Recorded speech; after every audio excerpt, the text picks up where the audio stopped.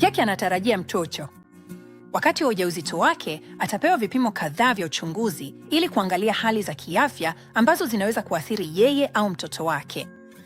Hetty anaweza kuchagua ni vipimo gani ikiwa vipo anavyotaka. Katika wiki 10 za kwanza za ujauzito wake alipewa huduma ya uchunguzi wa seli mundu na thalassemia. Hizi ni hali za damu ambazo zinaweza kupitishwa kutoka kwa wazazi hadi kwa watoto wao kupitia jeni zao. Baba wa mtoto pia anaweza kupewa kipimo. Iwapo wazazi wote wawili ni wabebaji, haimaanishi kwamba wana hiyo hali, lakini kuna uwezekano wa kuipitisha kwa mtoto wao. Kati ya wiki ya 8 na 12 za ujauzito, mkunga atampatia kipimo cha damu kwa magonjwa matatu ya kuambukiza: HIV, homa ya ini B na kaswende.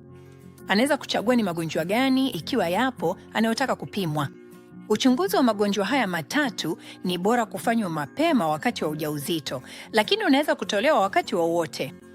Kama Katie ana kisukari, atapewa uchunguzi wa macho wakati wa ujauzito wake. Wakati fulani kati ya wiki ya 10 na wiki ya 14 za ujauzito, Katie atapewa kipimo cha pamoja.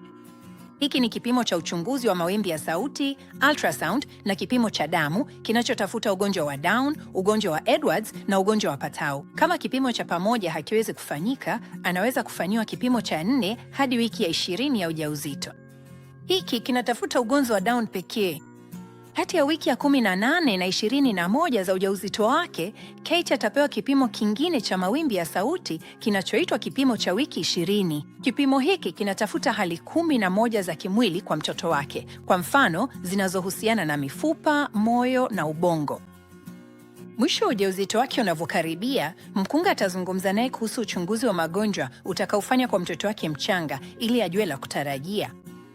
Katie atapewa uchunguzi wa mwili kwa Thomas ndani ya siku 3 tangu azaliwe.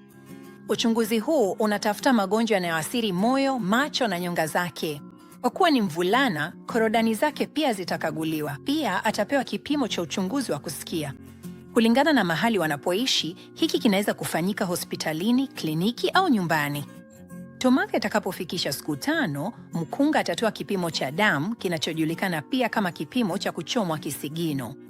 Hii inahusisha kuchukua matone machache ya damu kutoka kwenye kisigino cha mtoto. Uchunguza baadhi ya magonjwa adimu lakini makubwa kama vile cystic fibrosis.